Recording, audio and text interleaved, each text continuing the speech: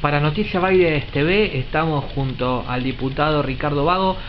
Bueno, diputado, en primer lugar, muchas gracias por tener la deferencia de recibirnos en su despacho y consultarlo acerca de la tarea legislativa que está desarrollando a cabo, y en este último tiempo particularmente incluso lo tuvo usted como partícipe en lo que tiene que ver con una planta que tiene preocupados a los vecinos de Escobar y de la zona. ¿Qué nos puede contar al respecto?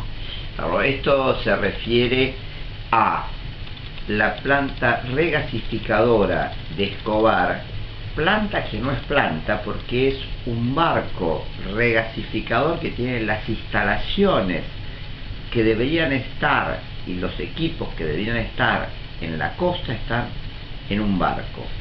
A ese barco se le adosa el barco que trae el metano. ¿Cuáles son los inconvenientes de esto? La ubicación de estos barcos regasificadores, según la normativa internacional, debía ser en puertos de aguas abiertas o en puertos offshore. El puerto de Escobar está a 40 kilómetros dentro del río, está dentro del río Paraná. El río Paraná es un canal navegable formado por la hidrovía. Por allí circulan permanentemente barcos. El GLP está, que es el gas licuado de petróleo, está a 160 grados de temperatura bajo cero y a alta presión. Esto hace uno de los combustibles más explosivos del mundo.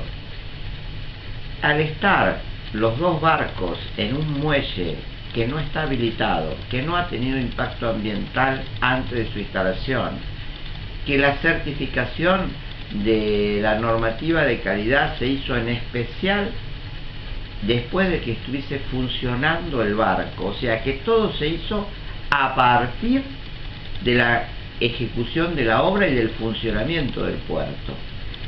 Se convierten sumamente peligrosos porque las características explosivas abarcan o pueden abarcar, como ha sido en otros lugares del mundo, cerca de 2 kilómetros a la redonda del lugar de concentración del barco. Nosotros planteamos la relocalización del barco regasificador en un puerto de aguas profundas, un puerto que salga al río a mar abierto a la menor circunstancia de peligro. Y usamos como ejemplo del peligro del puerto lo que va a ser de este puerto regasificador, lo que va a hacer Uruguay, que va a instalar río afuera en Montevideo con un muelle de 3 kilómetros de extensión en Punta Sayago, el barco regasificador, para disminuir todo tipo de riesgos posibles como consecuencia de un accidente o de una situación de riesgo. La Argentina no tiene una ley de riesgo, porque las leyes de impacto ambiental trabajan con el proceso normal, con el proceso habitual, no analizan la probabilidad de un accidente. Los sindicatos de la industria naval han alertado sobre la necesidad de que la hidrovía tenga distintas normas como las que las actuales tiene, por la peligrosidad del tráfico y la densidad de movimiento que tiene la hidrovía. Sobre esa hidrovía que los propios gremios y la propia industria naval dice que es peligroso el desenvolvimiento, se han instalado un barco con otro barco regasificador, siendo el combustible probablemente más explosivo que exista hoy en el mundo. Diputado, y ahora cambiándolo de tema, queríamos conocer su opinión acerca de lo que fue el debate, bueno, primero en la Cámara de Diputados, intenso debate, y posteriormente en la Cámara de Senadores con respecto a la policía comunal o local, que finalmente en el Senado, luego de varias sesiones frustradas, no pudo llegar a un buen puerto, y debió ser el gobernador Scioli quien decrete finalmente el uso de esta policía, por así decirlo. ¿Cuál es un poco su opinión? Mire, nosotros siempre votamos en contra por el problema de la experiencia mexicana.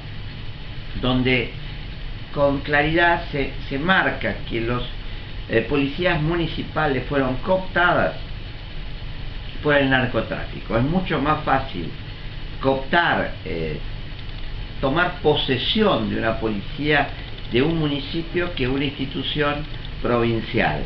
Lo que se produce en una institución provincial puede ser la cooptación de determinados integrantes, pero nunca de la institución. En el caso de México se ha cooptado instituciones de policías municipales integrales. La ley que votó la legislatura, que aprobó la legislatura, planteaba que tanto las policías de la comisaría como las policías municipales iban a depender de un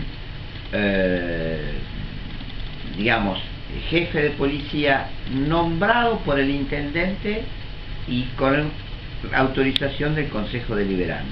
Eso hacía que toda la policía de prevención del distrito estuviese manejada o conducida, digamos, por una persona con ligazón con el intendente, y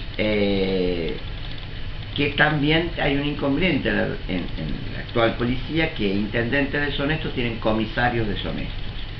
Y nosotros tenemos en la provincia, con múltiples denuncias, intendentes pícaros en el manejo de los fondos públicos.